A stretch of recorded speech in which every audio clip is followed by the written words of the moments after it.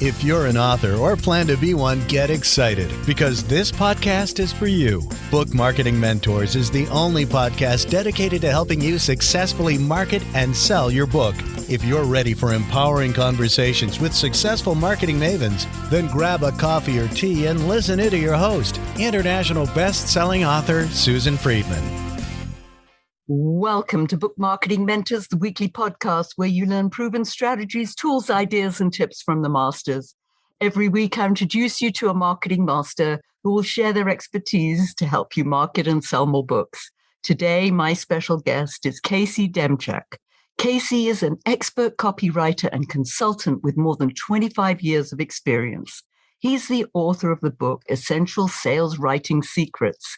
He writes for Jeff Walker's product launch formula team and has written book marketing copy for dozens of authors who've achieved Amazon bestseller status. Wow, we're going to talk about that, Casey. What a pleasure it is to welcome you to the show.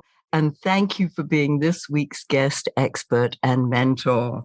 Well, thank you, Susan. It's a pleasure to be here, and I look forward to having a good chat with you today. Oh, we're going to have a great chat. I know. Casey, marketing copy, strong marketing copy. Our listeners want to know, why is that so important? You know, Susan, it's really important for three big reasons. And the first reason, it just gives you and your book a much more professional edge. If you have a well-written book, but then your marketing copy, let's say your back cover copy, Amazon description, website sales page, if it's not written well, it just kind of brings down your book.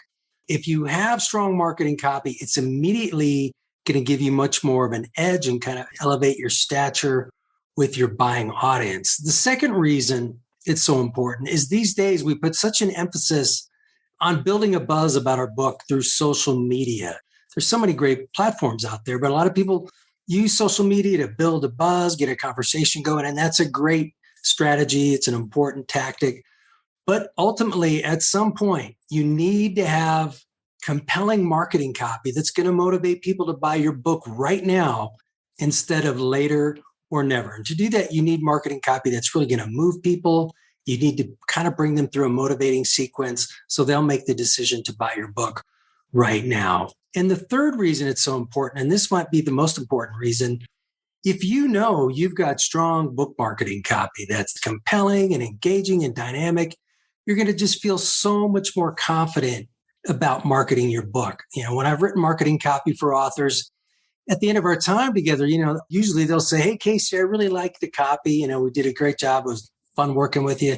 But in the end, what they'll say to me is, "And now that I've got this copy, I feel so much better about putting myself out there. I feel more confident and vibrant, and I'm ready to, you know, get out there and spread my message and make an impact." That strong marketing copy, being compelling, I think that's such an important aspect. It sounds so easy, but I know that writing a book is one thing, but writing marketing copy is like a whole different skill altogether. Let's go down that route of compelling marketing copy. What makes marketing copy compelling? One thing that makes it compelling, and this is very simple, is you need to focus your marketing copy on what readers will gain from your book. When I start working with authors, a lot of times they come to me about a book description that maybe they can use for their back cover and then kind of repurpose it for their Amazon description. If they take a shot at writing their own marketing copy, they tend to start writing what their book is about because they think, well, I've got to describe my book. I have to tell readers what it's about. And that's not the mindset you want to take. What makes marketing copy compelling is when you write from the mindset of, I'm going to let readers know what they're going to gain from reading my book. I'm going to let readers know the benefits of reading my book or the lessons of reading my book. So when you need to focus on communicating to people what they're going to gain, what they're going to get out of reading your book, you have to imagine there's someone sitting across from you and they're looking at you and they're just saying, okay, so what's in it for me? Because when people are looking at Amazon descriptions and back covers and website sales pages, really in the back of their mind, they might not even be conscious of it, but what's going to make them buy your book is they want to have a clear picture of what they're going to get out of reading your book. And when you focus your marketing copy and what readers will gain from your book, it'll be very evident what your book is about. And that side is also so critical because people say, well, I've written a book. Do you want to buy it? It's like, why should I buy it? What's the value of the book? As you rightly say, what are the benefits that I am going to gain from reading your book? What am I going to get out of it? And I think that's a piece that people don't always get. It's like, oh, I wrote a book. That means you're going to be excited about it and want to buy it. Another mistake authors make who, think, oh, marketing copy, gosh, I got to go into Madison Avenue mode. And I got to come up with something kind of clever and snappy and zippy and sexy. And you don't. When you're focused on telling people what they'll gain from your book, you can do that in a very conversational way so that your writing doesn't have to have some snappy flair to it. It can be very straightforward, very down to earth. If you're letting people know this is what you'll gain from reading my book, you don't have to be, all razzmatazz and jazzy. You can be very straightforward with people. And the authors I've worked with, they prefer to be that way. They prefer to write that kind of marketing copy. And I think things have changed a lot. I mean, you've been in the industry 25 years. You've probably seen a lot of changes in marketing copy over that time. And I think once upon a time that, as you said, that Madison Avenue, slick, snazzy, clever words are going, but now it's like very conversational. And it needs to be, because a big change in marketing copy over I'd say the last decade is you can no longer be at the top of the mountain speaking down to your audience. Now your audience wants to interact with you. So when you write your marketing copy, part of your call to action is letting people know how they can engage with you, whether it's on your website or a social media platform. People want to be able to interact with authors. So you have to be kind of down to earth, because you're probably going to end up, if you build a fan base, you're going to have to actually interact with them and speak with them. And you can't come across as the big voice on the mountain speaking down to the crowd. So you can't be in this razzy jazzy mode, because nobody talks like that. You have to, write in a conversational way. But when you're communicating benefits to people and when you're communicating value to people, you can do that in a very conversational way. And you have to. Yeah, you have to, as you rightly say, because authenticity, being genuine, wanting to like and trust you, that you've got to be real. And the more real you are, I think the more you're embracing and attracting people to you. And obviously your marketing copy has to reflect that as well. Talk to us about, let's say, writing headlines. I mean, there's a big thing about how do you write a headline that grabs people's attention? I mean, are there some special tips and techniques that you'd be able to share with our listeners? Yeah, absolutely, Susan. And that's another area where, in fact, that's probably the number one area where authors, when they try to write their own marketing copy, think headline, I've got to write something snazzy and clever. And you don't. Often a very clear benefit-driven headlines are the most effective types of headlines that you can write. First thing you want to do before you write a headline is to understand the goal of the headline. And the goal of the headline is simply to engage readers and motivate them to want to learn more about your book. So if they're looking at your back cover and they read that headline, the goal of that headline is to get their attention and make them want to pop on down and read the body copy. The same thing with your Amazon description. You should have a nice headline. If you've got a website sales page, you want your headline to grab people and motivate them to want to learn more. So the goal of your headline, you don't have to entertain people. You have to grab them and make them want to learn more. And to do that, you can draw from some proven headline formats that are very straightforward and basic. And I can give you a few examples. Oh, I'd love you to. I'll do some for some nonfiction books. One of them would be a problem solution headline. So think of this headline maybe for a healthcare book of some kind. Reverse your chronic pain without drugs. Okay, well, you've promised a benefit. Okay, I'm going to show you how to reverse your chronic pain without drugs. And by saying, okay, reverse your chronic pain without drugs, people think, oh, I'm interested in that. How do I do that? So you've kind of implied a promise that you're going to show them how to do that somewhere in the body copy. So that could be all you need to do to grab people and get them to want more. A book for people over 50 on how to accumulate wealth or manage money. A headline could be How to Build Big Wealth After Age 50. Again, you're implying a benefit or a promise And it motivates people to think, okay, well, how do I do that? I want to know how. And they'll go down into the body copy to start finding out how. Another thing about these two examples I've given you, and then the next one I'm going to give you, very simple words, very basic, easy to understand, easy to remember. Again, it doesn't have to be razzy jazzy. If you have really a hard time coming up with an idea, here's one you can go to. Go to a reasons why headline or a numbered list headline. Something like this could be another financial book. 7 reasons why day trading can set you free. Well, you're implying that day trading can set you free, and I'm going to show you how. Now they have an idea in there that your marketing copy is going to be kind of organized into 7 easy steps to follow. Okay. Another one, a numbered list headline. This could be maybe for a career book. 9 habits that lead to career fulfillment. What are those habits? You promise people there are 9 habits I can show you. They're going to just, well, I want to know what those 9 habits are. So they're going to jump down into the body copy to find out what they are. And if you're going to use 7 reasons why or 9 habits, if you're going to use a number, a great tip would be to start your headline with that number. Don't put the number in the middle of the headline, or you could put it at the end, but that's kind of hard to do. Always kind of put that number first. And again, you use that number, you want to imply a benefit, like here's a promise I'm making you. Also, by using a number, it lets people know that you're going to present your information in kind of a very organized fashion. And I'll give you one more. This is for an adventure book, let's say a travel book. And this is for a book I actually worked on. I worked with an author who went to what he thought were the most dangerous countries on the planet just to visit them. He got arrested in 3 of them and managed to get out. And his headline was Escape from the Most Dangerous Places on Earth. And that's kind of okay, you're not really making a promise there, but people are going to be curious. Well, what are those most dangerous places? And how did you get out of them? So again, that all of intrigue. That intrigue, that curiosity. I mean, I love it. Yeah, so these are simple headline types. They're proven formats.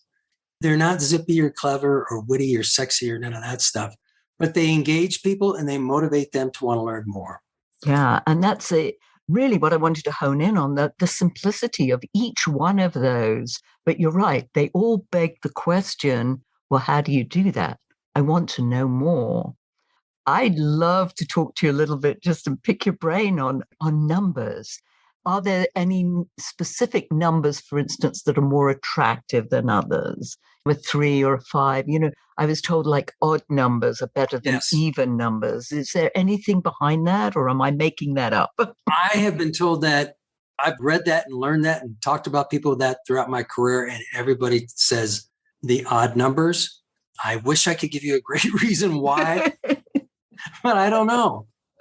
Yeah. And they say the same thing with bullet points. Either use 1, or of course not 1 bullet point, but 3 or 5, use odd numbers. It's so interesting. I never really know the odd number thing, but go with an odd number. Go with an odd number. Yes. Except 100. People like 100, but then they also like 101 or 10. 10 seems to be a good number, like the 10 commandments. So. Yeah. And another thing with numbers in your headline is if you have, let's say 7 or 5 or 9, use the digit. It just grabs people quicker. Now, in English class, we were taught any numbers less than 10 need to be spelled out. And so I've worked with some authors, they're going to put a 9 or a 7 in their headline and they spell it out. And I go, no, you can just use the digit in a headline. It's just going to get people notice it quicker. And they go, well, no, you got to spell it out. And I go, don't worry. Your junior high school English teacher is not going to hunt you down. You can break a couple of grammar rules with marketing copy in general, but especially in a headline with numbers. I'm going to say just overall, I think English teachers, many of them could be just turning over in their grave to see what comes out now, the conversational type, the way books are written these days. And as you say, the headlines, and yes, it just breaks all the rules. Yeah, as long as you know what rules you're breaking, that's the old line. As long as, and you don't want to hack up the language, but marketing copy is conversational, so you write the way people talk. Exactly. You're going to end some sentences with prepositions and split an infinitive here or there. Let's focus on book covers. Not book covers, back covers. That's what I meant to say. Is there a formula for a back cover that's more attractive than others, or there's certain things on the back of a book that need to be there? Especially, obviously, we focus a lot on nonfiction here. So if we stay with the nonfiction, what do you suggest? I'll give you a really quick, simple formula. In copywriting, we use what's called a motivating sequence. There's a whole bunch of them, but I'll give you a real quick one. When you start writing your back cover, a great thing to do is after you have that engaging headline, you want to start your copy talking about the reader. And a lot of times authors start talking about themselves, or they really just want to start talking about the book. Talk about a thirst or a need or a challenge that the reader has. For example, if your book is on, we'll go back to that headline, How to Build Big Wealth After Age 50. Someone who's going to read that book, they might be in their 50s thinking, God, I haven't managed my money quite the way I wanted to, or I haven't made enough. I haven't made the most of my career yet. That's a frustration they have, or a need, or an obstacle, or a challenge. Write about that first. Say, have you had a good career, but maybe not managed your money exactly the way you would have liked, or maybe you haven't followed through on your career dreams the way you wish you would have? Well, you still have time. Right away, you talk about the reader. Okay. So you're talking about them instead of yourself. You want to talk about the need or the challenge that they have. And then we have a thing called agitation. You kind of want to amplify that a little bit. The extreme consumer ads we've heard are like, are you tired of being 10 pounds overweight? Are you bummed every spring when you can't put on your best clothes you want to wear? They really kind of rub it in. So you don't really want to rub it in too much, but just recognize the challenge or the need that your audience has and remind them what that need is. Because what that does to the reader, it says, okay, this author's talking about me and they understand the challenge that I have. On a back cover, you may only do that in a sentence or two, but you can do it if you really work at your copy. Then the next step 2, is paint a little picture of how life could look if that challenge was met. Just think of, okay, so you just identified maybe somebody hasn't saved enough for retirement yet, but what would life look like if you kind of like shifted gears and made a change and were able to start putting more money away? You'd be able to take that vacation you'd be able to go visit the grandkids more often. You'd be able to leave more behind for your grandkids' education. You kind of paint a picture of this is how life could look if that challenge is met. So you start with, here's a challenge you have. Here's how life could look if you meet that challenge. So they go, yeah, that's the challenge I have. Yeah, it would be great if my life looked like that. Now in the back of their mind, they're thinking, tell me how to do that. So then you can go from there to step 3 and give a little nutshell description of your book, maybe a sentence or two that sums up the primary promise of your book. Then from there, step 4, go into some nice bullet point benefit statements. Here's what you're going to gain from reading the book. Okay. Step 5, you've answered when people are saying, what's in it for me? What am I going to gain from your book? Well, you've just told them. The next question in their mind is, why should I believe you? Okay. What you want to do below your bullet points, what you could do is have either a nice endorsement that you have. If you've got from a nice market influencer who's giving you a nice endorsement quote that kind of supports the benefit statements you've made, put it right under your bullet points. Or if you have something about your story, your personal story, and that makes you an expert or gives you really strong credentials, you can use that as your social proof. Or maybe you have some statistics or something like that. After you've made those benefit statements, your next thing you want to do is provide some social proof if you've got it. And that can come in different forms, like I said. Then the next step is to have a strong close. You want to have a nice, good closing one-liner. Either reiterate one of the main benefits that you talked about in step 4, or maybe set up a revelation, like in addition to the benefits I've already given you, in chapter 4, I'm going to reveal 3 great ideas that will help you get your business started. In fact, you may even want to read that chapter first. It's something to get people inspired and get them pumped up, leave them wanting more, so that they go from looking at your back cover copy, now they're going to start looking inside your book. Or if it's your Amazon description, they're going to hit the look inside feature or the buy now button if you've really gotten them excited. That is kind of a little basic, I think I just gave you 5 or 6 step motivating sequence that you can use on your back cover. I've used that sequence many, many times. Think of it as like a recipe. Once you get comfortable with it, then you can kind of maybe mix a couple steps, kind of make that recipe your own and give it your own little individual touch. But that's just kind of a very basic motivating sequence. But I think the two big keys there are to start your back cover talking about the need, challenge, thirst, obstacle that your audience is facing. And then that step 4, those benefit-driven bullet points, those quick hitting, sharp bullet points that really let people know what they're going to gain from your book. So I think if you follow that little formula, you'll be off to a really good start. Oh, yeah, that's brilliant. I love it. I've never heard it broken down quite that way before, so I really like that recipe. Yeah, got to listen to that again so that I make sure that I got everything that I needed to there. Then the back cover, would that translate into, let's say, the Amazon description, or would you have more in that description or less? How does that work?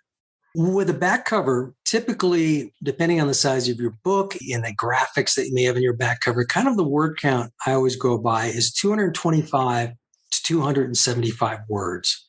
That includes your marketing copy, any endorsements you have on there, and also if you have an author bio at the bottom of the back cover.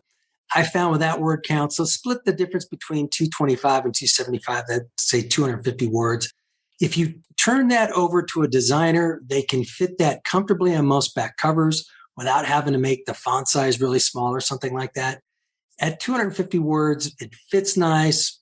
You can write a very strong message at 250 words, but invariably when you write your first draft or your second draft, you're going to find, hey, I like this copy, but gee, it's 310 words.